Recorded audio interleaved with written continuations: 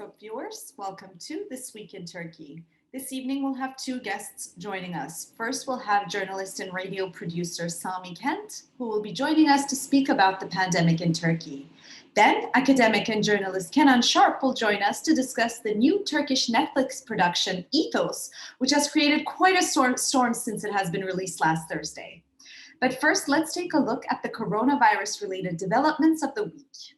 According to the data published by the Ministry of Health, as of November 19th, the death toll from the coronavirus has reached 11,943 across Turkey, while the total number of patients has reached 430,170. President Erdogan announced a series of new measures against the pandemic on November 17th. As the upwards trend in the number of cases continues, the government has implemented nationwide partial lockdown, closed down schools for the rest of the year, and switched the restaurants industry to delivery and takeout only. As the COVID-19 cases and fatalities in the country sharply increase, new guidelines to curb the resurgence of the pandemic are being implemented. Starting from the evening of November 20, a partial weekend lockdown will be in effect outside of the hours between 10 a.m. and 8 p.m. During the weekdays, people under 20 and over 65 will only be allowed outdoors between the hours of 10 a.m. and 4 p.m.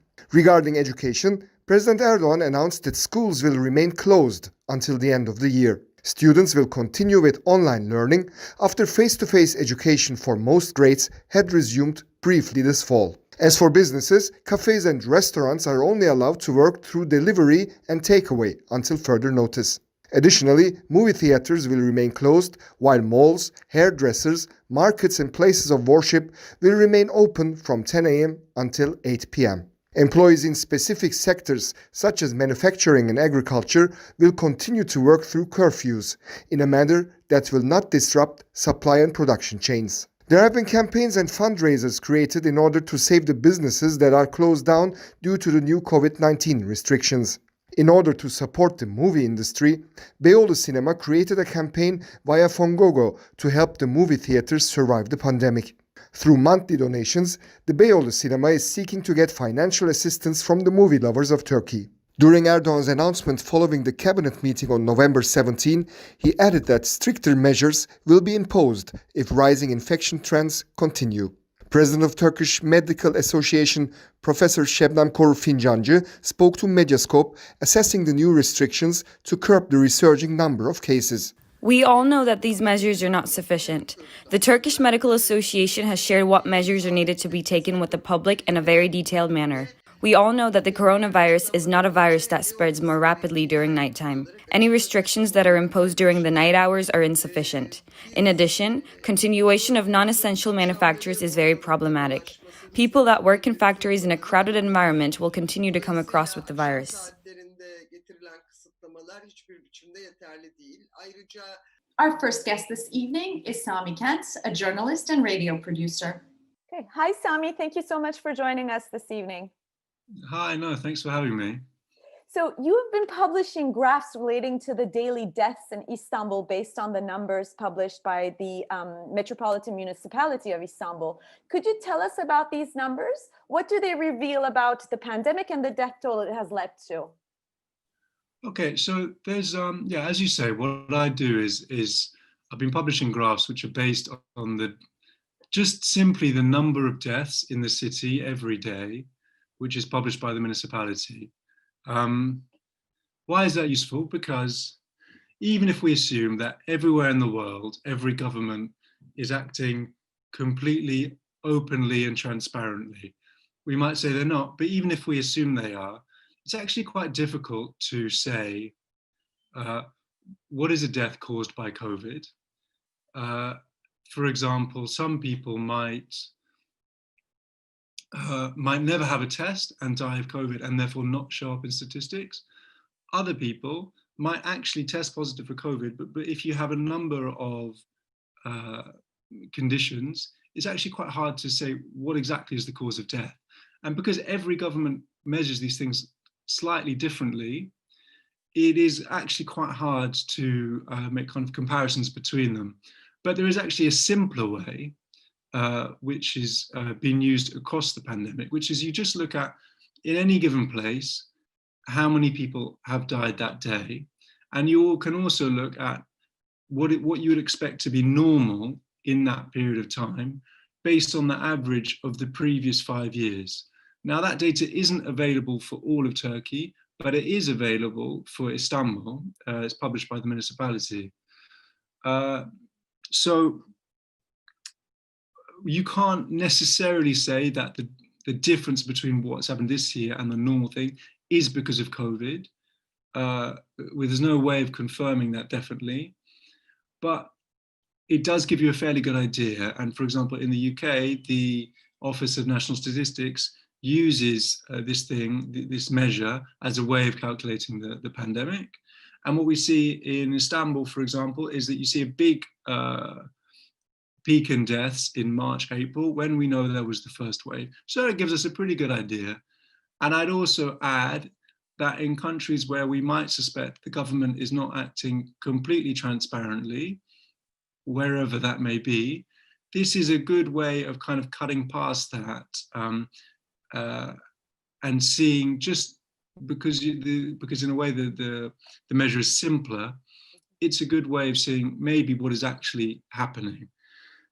So what I've noticed, I've been tracking this data since March, and what I've seen in the last month is a very, very sharp increase in the number of deaths in Istanbul.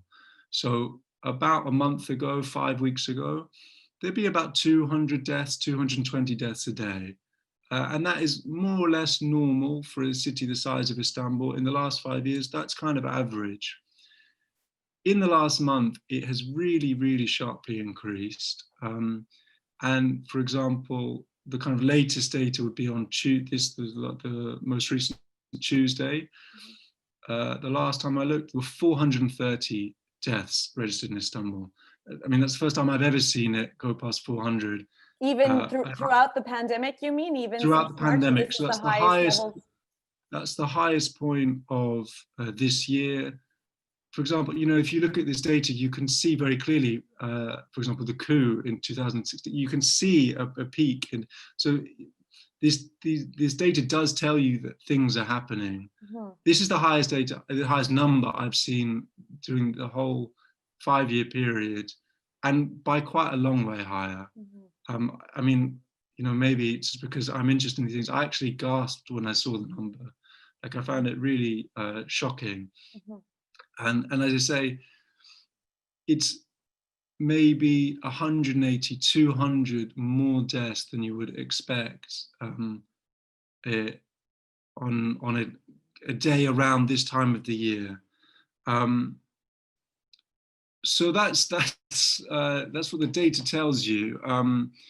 What I would, and look, on that day, the official COVID death figure in Turkey across the entire country was 103. Just in Istanbul alone, the difference between the normal number of deaths and this year was between 180 and 200, depends how you measure it. In every country, there is a difference between those two measures, but the gap is not that large in other countries. I mean, I'll leave your audience to decide why that gap exists in the way it does here. But it's certainly, if you just look at the data, you can see it. There's one other thing I'd add is that, I'm not an epidemiologist, I'm a journalist. What my job normally is in more normal times is I love to go to places to speak to people. When I present these graphs,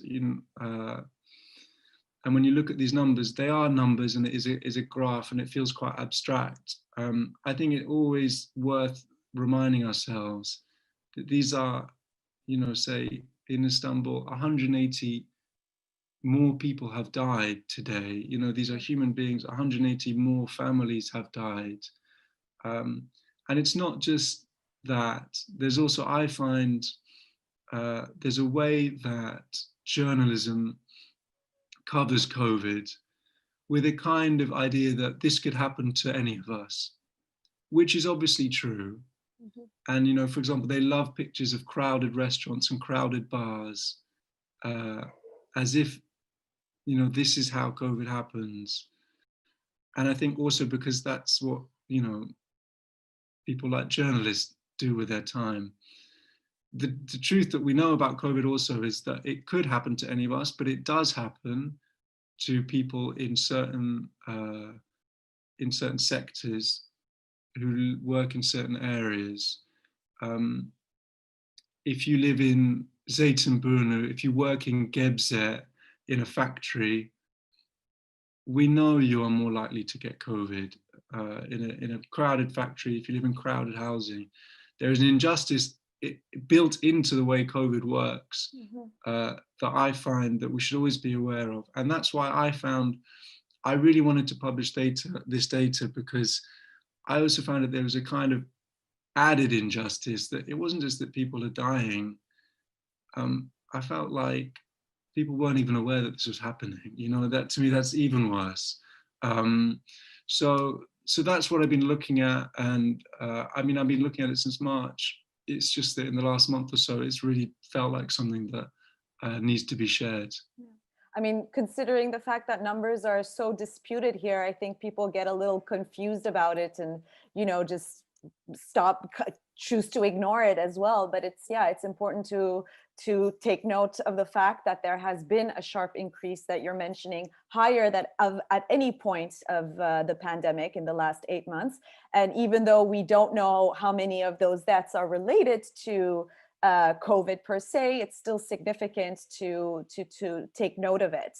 And speaking of injustices and the way in which the pandemic has been managed in Turkey throughout, you've also published an on-the-ground report on COVID in the southeast of Turkey, where you went to Van and you spoke to medical professionals there and citizens there. Could you tell us about how the pandemic was managed in that region and the experience of both the people and the medical personnel compared to what you know about Istanbul, for example? Yeah, sure. So I went to Van kind of with two ideas in mind. One, which was there was a story about the numbers. And there was another story about why it seemed to be spreading more quickly in the southeast than other parts of Turkey, because this was in the summer, it's in September, and there it was in Diyarbakir, it was in Van, in other parts of the southeast where you could see that it was growing. On the numbers, I spoke to people, say, in the Van medical chamber, and they were simply saying, look, we have 400, 500 cases here every day. We don't believe the statistics that are coming from the health ministry if it says there are 1,500 across the country. It's just not possible.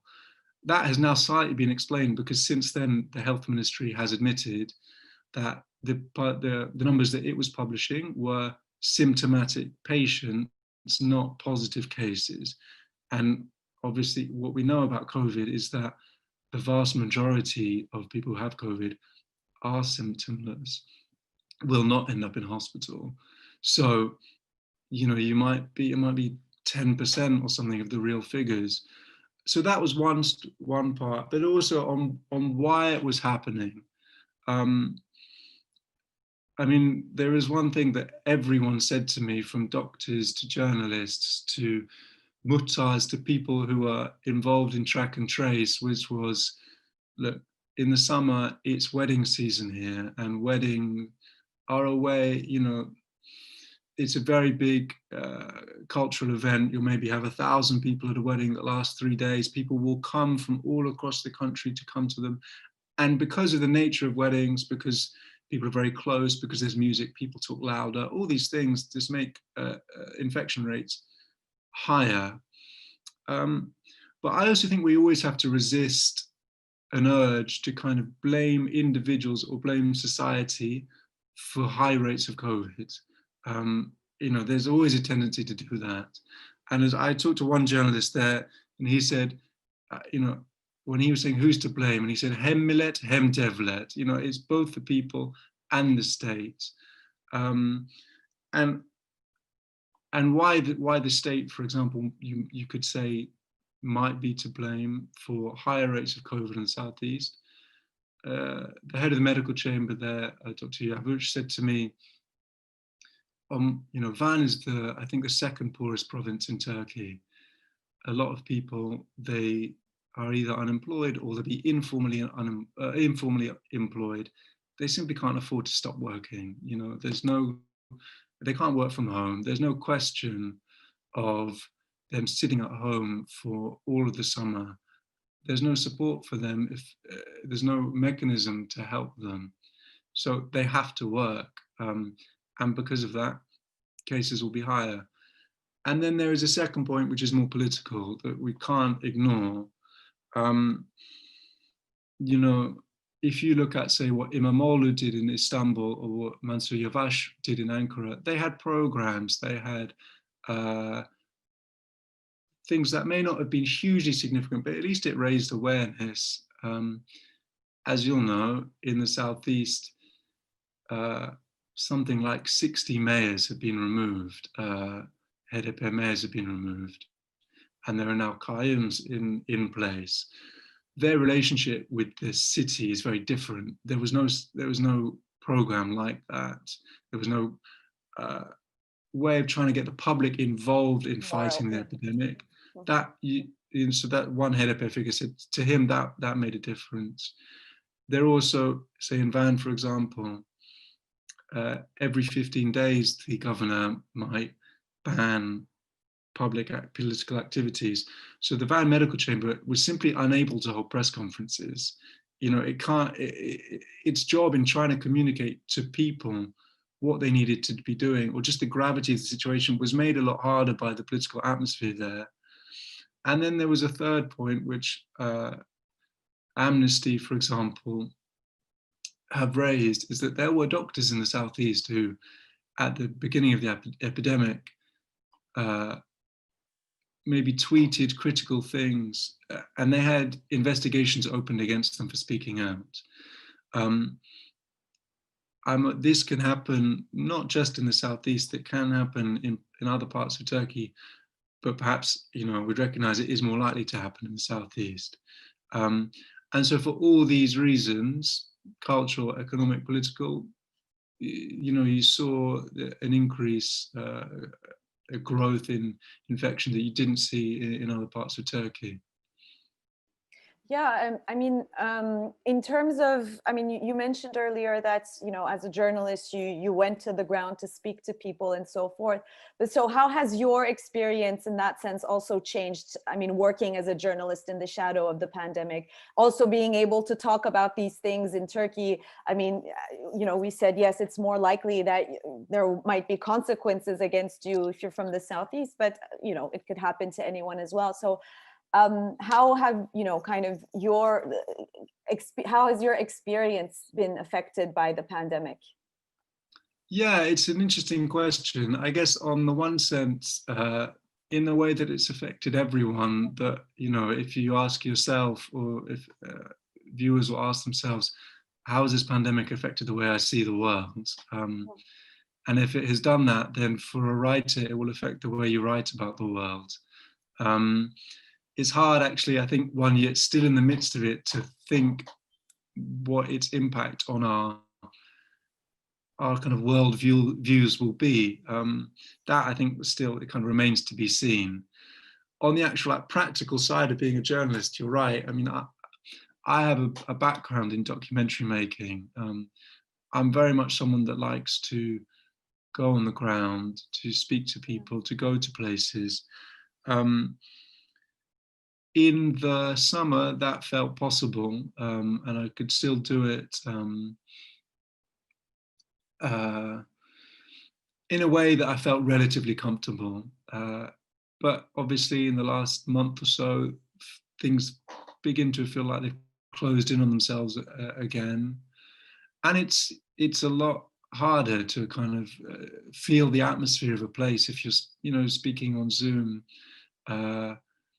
Or phone calls or things like that, or especially in Turkey, I find people do talk to journalists, but you just have to establish a bit of trust first.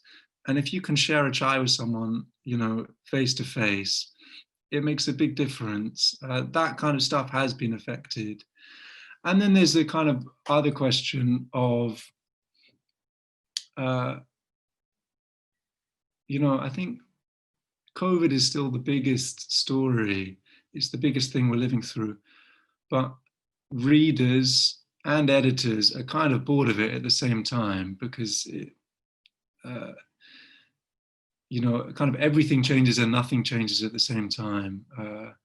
For example, I mean, I can't remember who it was, but there was a Turkish columnist the other day who said, we have to remind ourselves that every day in Turkey, even if we look at the official figures of numbers dead, it's like the earthquake in the Izmir death toll every day, and we can't lose sight of the fact that this is what is happening. But after a while, obviously, people do get slightly, the numbers mean less and less to people. The fear goes away slightly. And so there is also that aspect of it, to trying to fight that, to try and find new ways of making people interested in this question, and which is kind of both hugely significant and, I understand, for some people now also quite boring. Yeah, I mean, it's a question of survival. I mean, you don't want to get sick, but at the same time, you have to survive. And if you don't have, the mechanisms supporting you to be able to do that, then sometimes you just have to risk it. And in that sense, you can't actively be thinking about the health risks on a day-to-day basis. Yeah, absolutely. And I would say one thing is that I'm very aware. To still be healthy and to still be able to work at sometimes is, it's still a blessing, and shouldn't lose sight of the fact that we are living through a global pandemic. Obviously, work will be harder, life will be harder, but there are people in much worse positions. Yes, Sami, thank you so much for having joined us this evening. Thank you. The government has launched an investigation against Istanbul Metropolitan Mayor Ekrem İmamoğlu for misusing public money in relation to the Kanal Istanbul project. İmamoğlu has been actively campaigning against the project due to its environmentally damaging consequences. Yet because of the government's investments in the project, İmamoğlu's campaign against the project is viewed as a threat to the administration's integrity. The Ministry of Interior announced the investigation against Ekrem İmamoğlu on November 16. According to the ministry, the Istanbul mayor is accused of illegally spending public money on banners in Istanbul. İmamoğlu's campaign against the Kanal Istanbul project includes banners with slogans "Either Kanal or Istanbul" and "Who needs Kanal Istanbul?" İmamoğlu's response to this accusation came on the same day. He spoke to the press saying that the Kanal Istanbul was not a state project, but a government project, and denied spending the funds improperly. Kanal Istanbul project is a major infrastructure development that is set to connect the Black Sea to the Sea of Marmara. Environmental activists claim that the project involves major environmental risks. The construction will destroy the natural lagoon and one of the city's largest water reserves. Not only İmamoğlu, but also the opposition parties, environmental activists and experts do not support the project because of its possible disastrous effects on Istanbul's environment and water reserves. Founder of the oppositional Democracy and Progress Party, Ali Babacan responded to the investigation with his full support to İmamoğlu. Babacan criticized the government for rejecting state officials' comments on a government project. While giving his remarks at his party's Ağrı convention, Ali Babacan stated the following: "They made up a concept called a government project regarding Kanal Istanbul. Allegedly, no one is allowed to criticize this. The state does not belong to one party. Of course we are going to criticize Kanal Istanbul. They say that the fate of their party is the same as the fate of this country. This is a dangerous statement. They are scaring and frightening the public by saying, if we go down, you go down with us." Babacan continued his remarks criticizing the government for overspending when the country is in debt.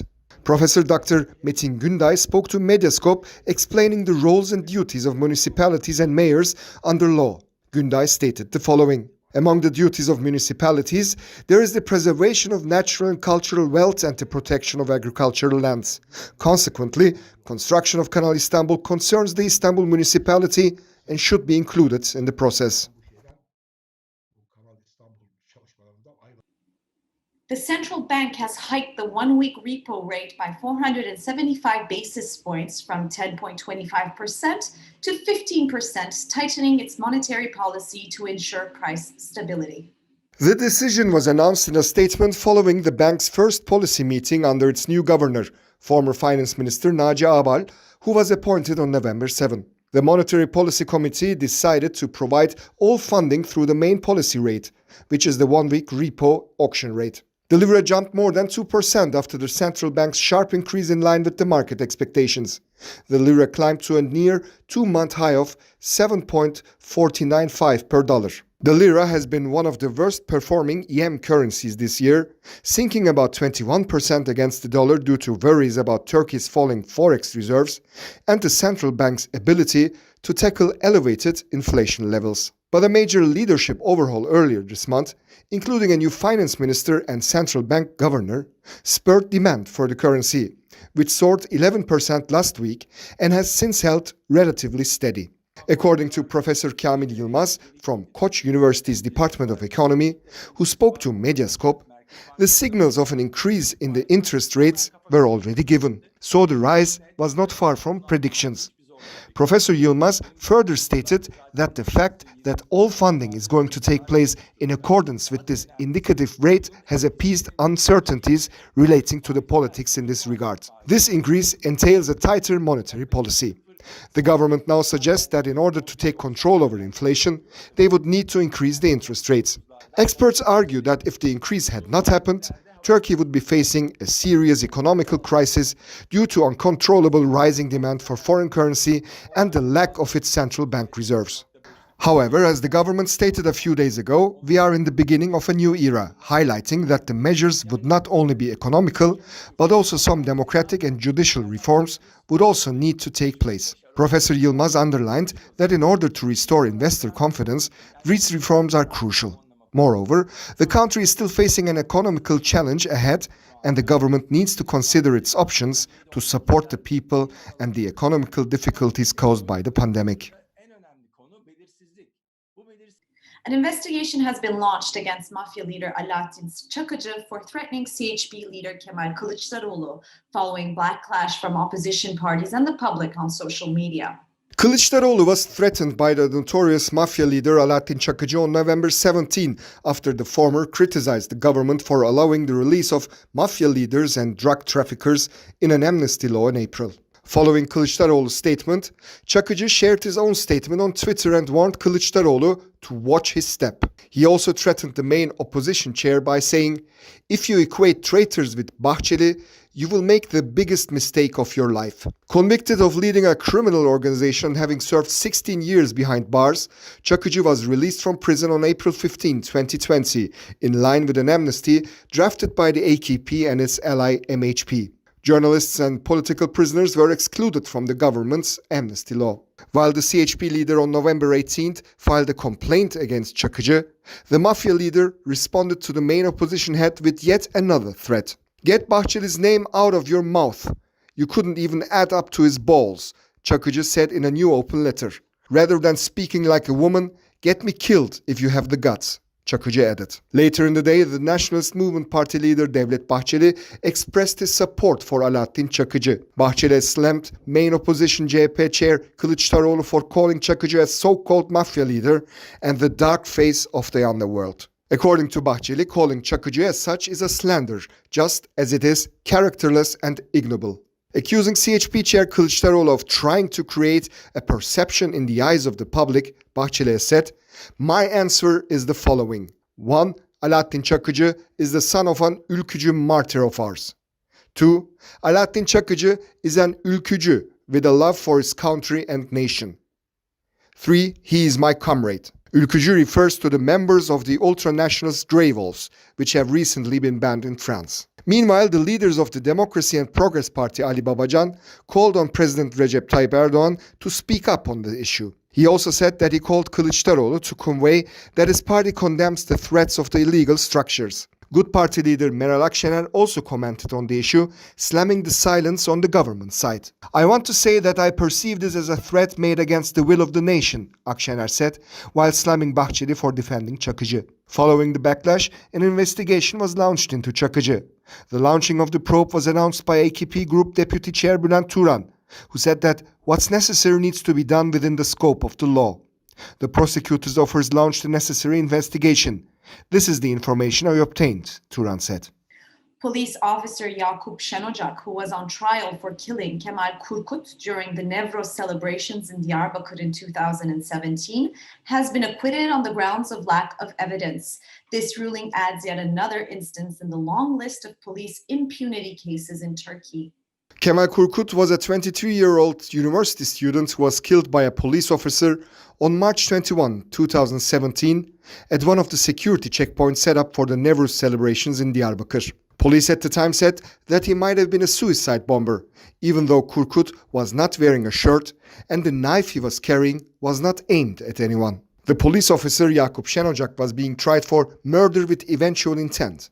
The prosecutor was requesting up to 9 years in prison, saying that firing on Kurkut was excessive force. Kurkut couldn't have been carrying explosives based on his outfit and could have been apprehended alive, the prosecutor further noted.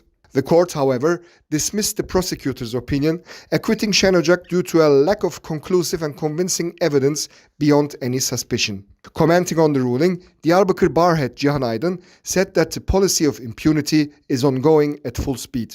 Kurkut's brother Ercan Kurkut said that he feels desperate. "Believe us that we don't feel well.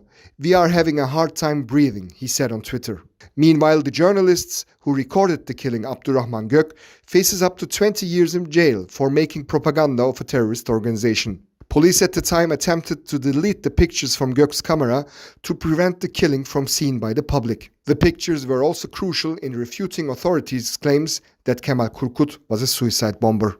The Istanbul Metropolitan Municipality has revealed the results of a public poll that was conducted to choose the urban design projects to be implemented for the iconic squares in Taksim, in Bakırköy, and Salacak.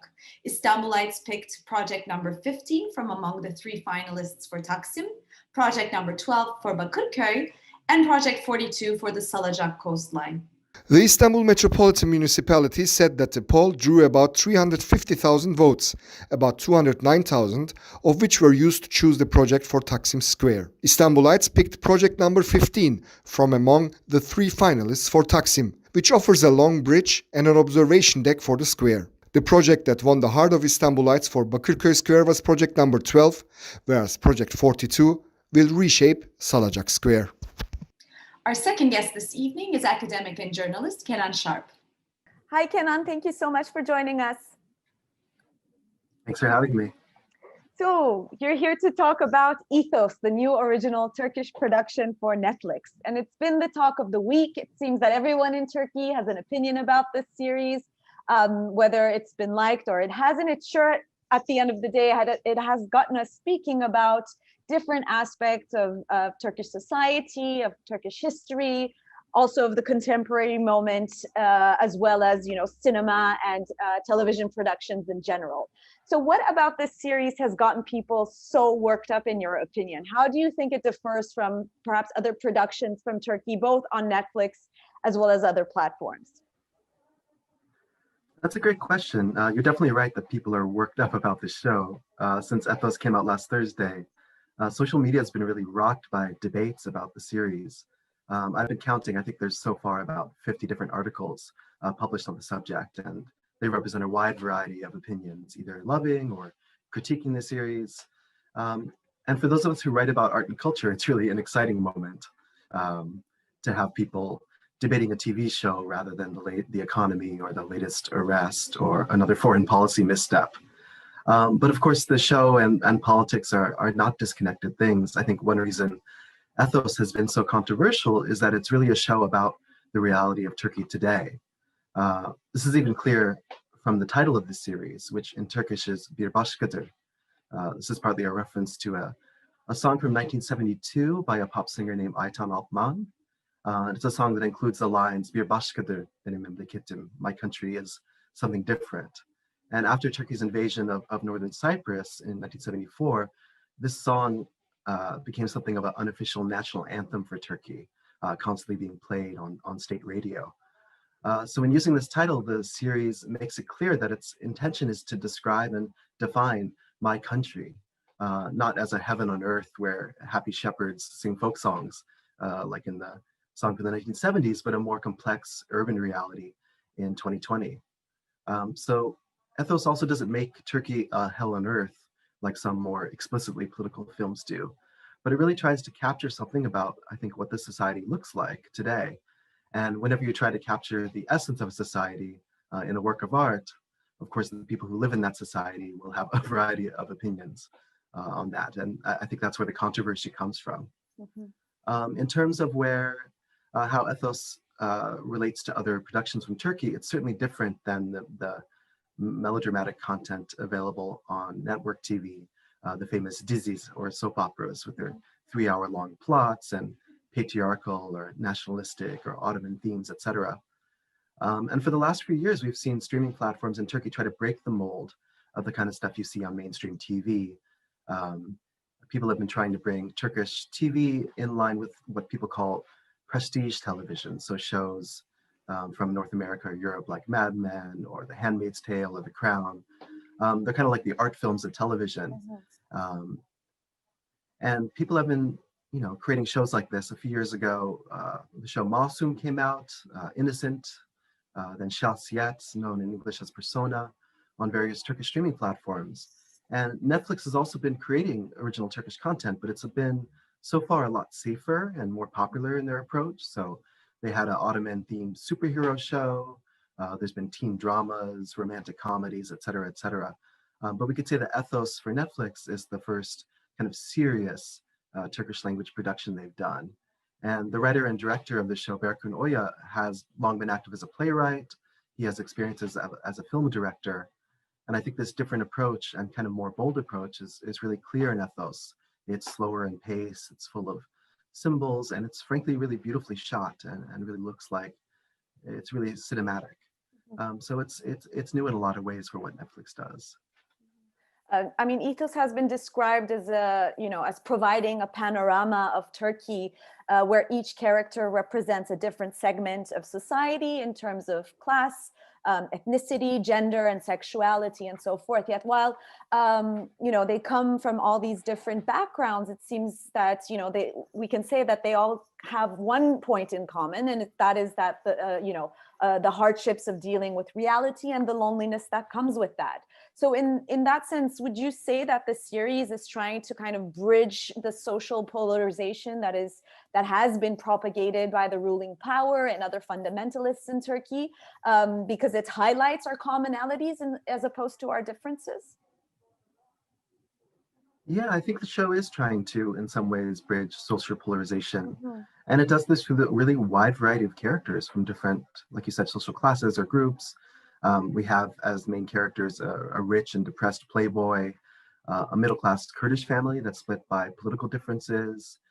There's a famous actress, there's a survivor of rape, there's an ex-soldier who works as a bouncer in a club, there's a hoja and his lesbian daughter. And at the center of all these sort of intersecting narratives is Meryem, a young conservative woman who cleans houses for a living. And through her, we really get this whole panorama of Turkish society today. It shows all these lives intersecting. And in this way, the show kind of resembles films like Drive or Amores Perros. It shows different characters from different social classes who have, intense mutual suspicion and distrust of each other. It really presents the polarization clearly. And you can see this from the opening scene. You have the young conservative woman who lives on the outskirts of Istanbul that I mentioned, Meryem, and she's been having some fainting fits and is referred finally to a psychologist who comes from a sort of the opposite pole of Turkish society. Her therapist's name is Peri, and Peri is Western educated, wealthy, grew up on a mansion on the Bosphorus, and she admits to her own therapist later on that she has a real distrust for conservative women in particular who wear the headscarf and can't help but think they're being manipulated and are untrustworthy. So you see that everyone is judging each other. It's not just people from the ruling party against others, but people from the kind of older westernized elites against the kind of the growing conservative classes, etc. And though Meryem is at the center of the action, it really is structured like a kaleidoscope, this series, and we enter the perspectives and see things from the eyes of all the different characters from different walks of social life. And in doing this, the show really asks us to identify with each kind of character and see beyond their divisions. yet while it's trying to do that, I mean, to bridge this polarization, at the same time, the series has been criticized for not being political enough, and for example, caricaturizing these characters so that they fit into these, molds of, dualities, and, in order to contrast them with one another.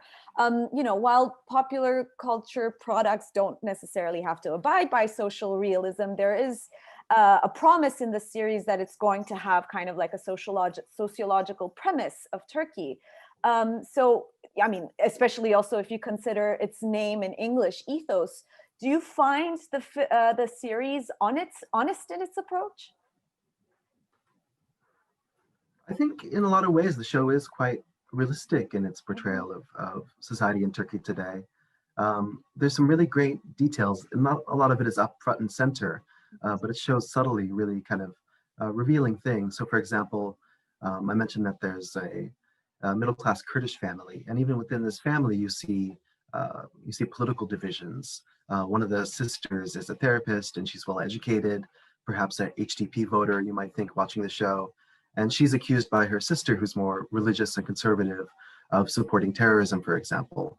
So some of these details are really revealing and well done. But in other senses, I think you could say the series plays a little bit too hard on the kind of secular religious divide. Some people have argued that with a more realistic character than Meryem, our conservative housekeeper who lives in the slums of Istanbul, versus Perry, the Western educated psychologist, would actually be maybe a conservative woman who's part of the upwardly mobile new pious middle classes, and maybe a westernized but precarious white collar worker who's worried about losing her status. So in some ways, some of the characters and the types are somewhat cliche, and there's things definitely one could critique about it. But I do think it's interesting that people expect sociological accuracy from a television show.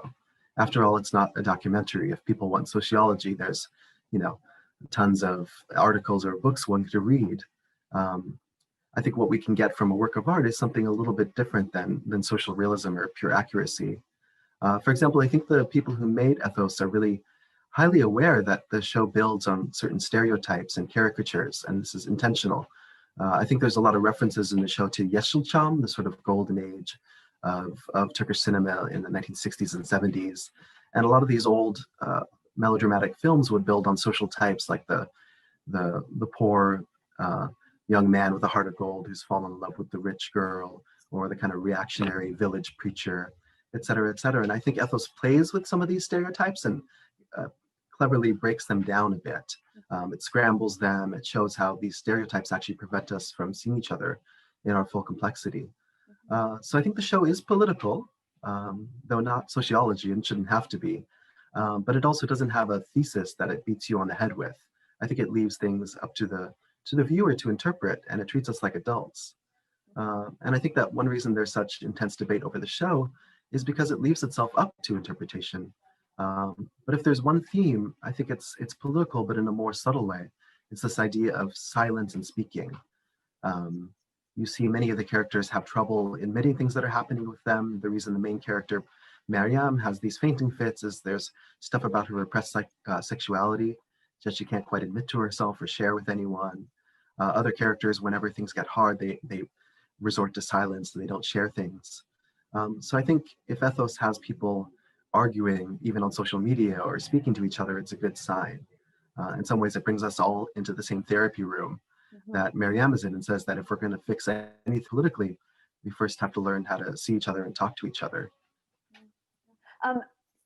The series also makes use of these archival footage, at the end of each episode. So, I mean, yes, it's not a documentary, but there is this use of footage from previous decades in Turkey. We see at the end of many of the episodes concert footage of Ferdi Özbeğen, and there's also footage used from French director Maurice Pialat's 6-part documentary on Istanbul, which he filmed in 1964. So how do you read these epilogues in the context of this series? I mean, what further meaning do they intend to symbolically add to the stories we're watching?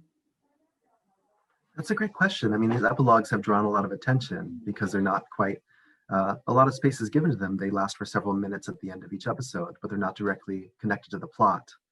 But I think it's part of the show's subtle political bent.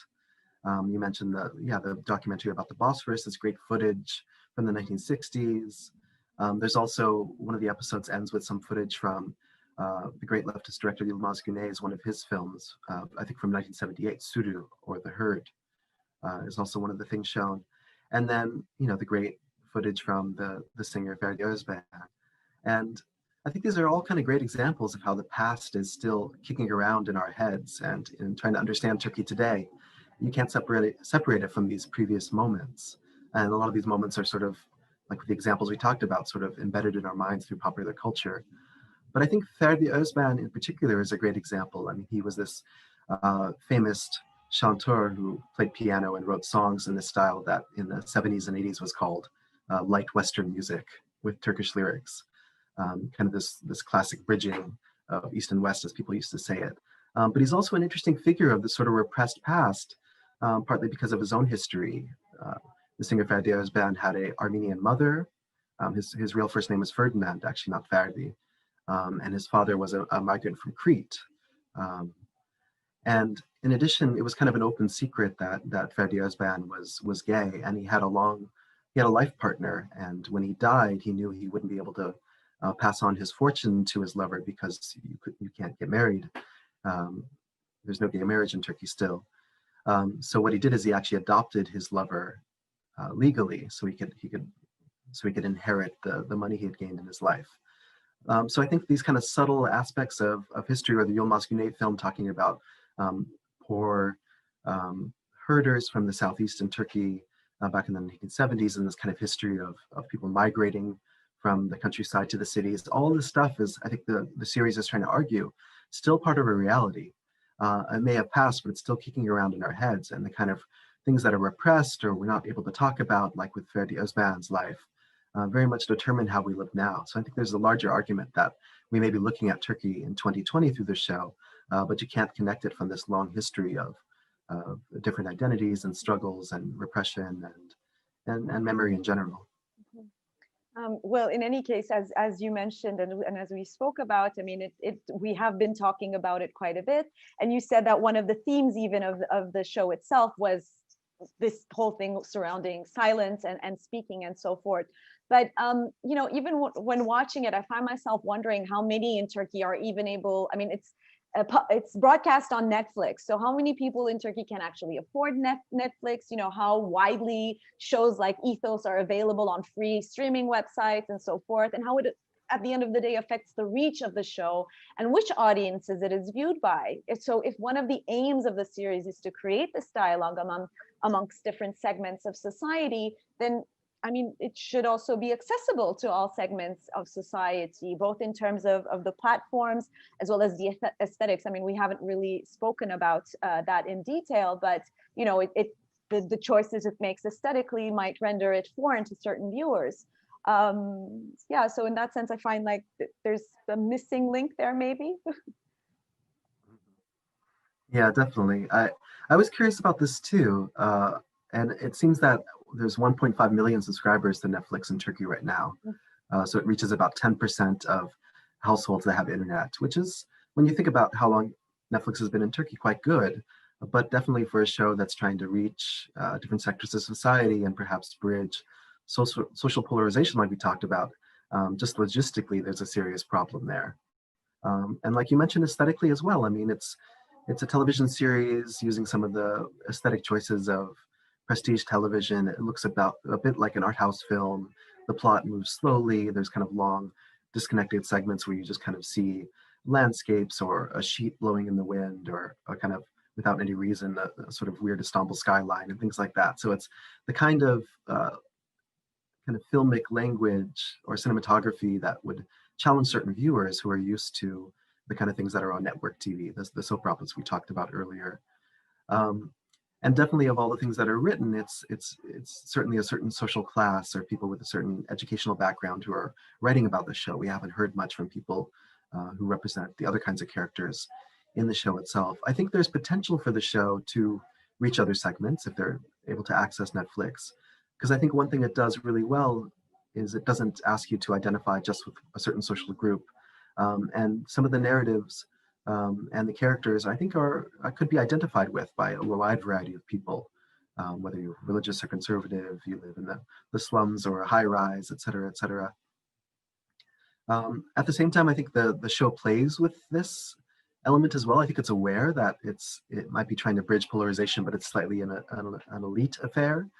For example, you see in the show actually plays with this idea of the network soap operas or Dizzies. You see characters, not only the poorer characters, but also rich characters watching Çukur, this popular television show from recent years.